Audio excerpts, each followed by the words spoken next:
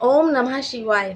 स्वागत है आपका मेरे यूट्यूब चैनल में, जिसमें हमने कल महाशिव पुराण के बारे में ज्ञान प्राप्त किया था। कल हमने चंचुला की स्टोरी सुनी थी, जो कि अध्याय 3 में बताई गई थी। आज हम अध्याय 4 पढ़ेंगे। देखते हैं उसमें हमें क्या ज्ञान प्राप्त होता है। आई होप कि आपको मेरी स्टोरी पसंद आई होगी। तो आइए देखते हैं क्या लिखा है अध्याय नंबर 4 के अंदर। श्री सूत जी बोले, हे मुनीश्वरों, जब इस प्रकार विलाप करके वह पापिष्टा चंचुला कथावाचक ब्राह्मण के चरणों में बारंबार अपना सिर पटकने लगी तो थोड़ी देर तक ब्राह्मण शांत हो गया। भगवान शिव के चरण कमलों का ध्यान करता रहा। भगवान शिव की शरण में उस पापिष्ठा को आया देख वह प्रसन्न हुआ और मंद मुस्कुराता हुआ बोला, हे देवी, इस प्रकार रुदन करने से कोई लाभ नहीं। भगवान सदाशिव की तुझ पर अति कृपा है, जो उन्होंने तुझे इस समय पर ज्ञान दिया है। अधीर मत हो और मेरी बात ध्यान से सुन। जब शोक को त्याग कर वह पापिष्ठा चंचला बैठ गई तो ब्राह्मण बोला, हे देवी जे, आशुतोष भगवान की कीर्ति बड़ी विमल है। शिव नाम के श्रवण मात्र से ही परिजनों के समस्त पाप स्वतः ही नष्ट हो जाते हैं। तू निर्भय होकर भगवान शिव के चरण कमलों का आश्रय ग्रहण कर। उनकी निर्मल कथा से ही तेरे पापी मन से यह ज्ञान उपजा है। तेरी पापमय बुद्धि का विनाश हुआ है। अब तू अपने जन्म जन्मांतरों के पापों को नष्ट करने के लिए शिव श्री महापुराण की कथा का श्रवण कर। इससे सुंदर और सहज अन्य कोई उपाय नहीं है।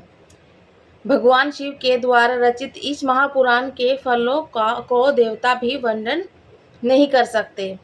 इसके श्रवण करने से मन निर्मल हो जाता है और पापों का नाश हो जाता है। भगवान शिव के चरण कमलों में प्राप्ति होती है। आदि देव महादेव माता पार्वती सहित श्रवण करने से वाले हृदय में विराजित होते हैं। प्राणी इंद्रलोक के समस्त सुखों को प्राप्त करता है और मृत्यु के उपरांत जब वह परलोक को जाता है तो उसे शिव लोक की प्राप्ति होती है। इस परम पुनीत कथा के श्रवण मात्र से कोटि कोटि महान पातकी अपने पापों से मुक्त हो शिवलोक प्राप्त कर चुके हैं। अतः ए महाभागे, तू मेरे कथन पर अटल विश्वास करके अपने मन को शिव चरणों में लगा दे। अपने मन को शुद्ध करके अपने पापों को जड़मूल से नष्ट करने के लिए इस महापुराण का श्रवण कर। हे सुनिए, भगवान शिव इस समस्त सृष्टि के आधार हैं। वे ही समस्त जीवों के सृजनहार पालकहार हैं।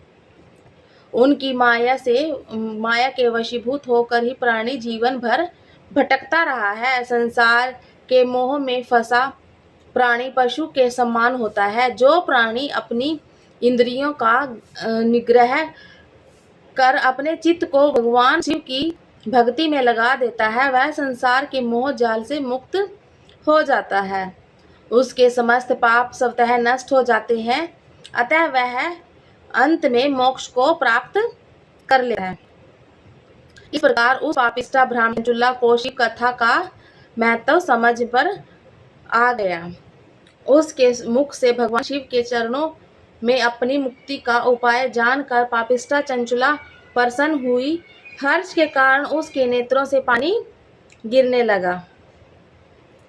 वह कृतज्ञता पूर्वक ब्राह्मणों के चरणों में स्पर्श करके अति प्रसन्न चित्त को मृदु मीठे वचन कहने लगी। हे मुने, आप धन्य हैं। भगवान शिव की आप पर असीम कृपा है, जिसके ही कारण आपके हृदय में इतना ज्ञान भरा हुआ है। आपके इन चरणों में मुझे उवार दिया है। आपके मुख से शिव कथा का श्रवण करके मैं कृतार्थ हुई हूँ। मेरे पापी मन में ज्ञान उपजा है। अब आप ही मेरा उद्धार करें। मैं आपके ही श्रीमुख से शिव महापुराण की कथा का श्रवण करना चाहती हूँ। सूत जी बोले, हे ऋषिवरों, ऐसा कह चंचुला शिव महापुराण की कथा श्रवण करने के लिए उसी शिवालय में उस शिव भक्त ब्राह्मण की सेवा करने लगी। वह परम तपस्वी दिव्य नित्य शिव पुराण की कथा कहने लगा। इस प्रकार चंचुला ने उस तीर्थ क्षेत्र में रहकर शिव महापुराण की अमृतमयी कथा का पान किया।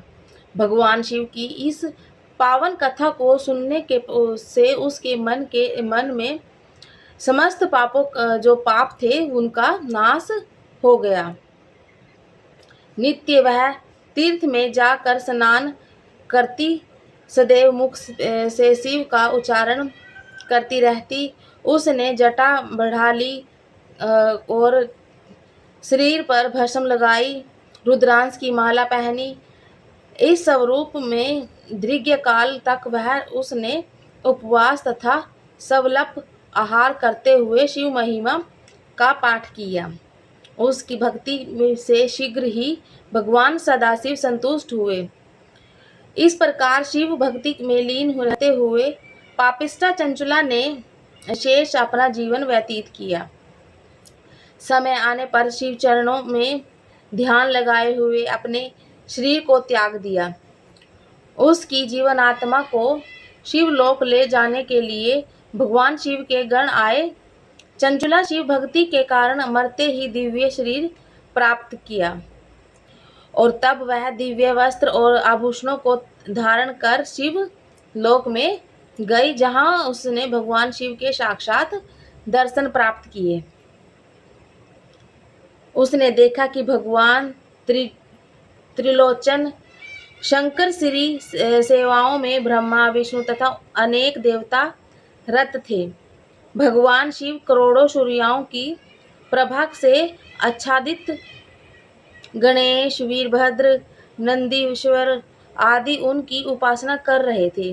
भगवान अपने विभिन्न रूपों में दर्शन दे रहे हैं।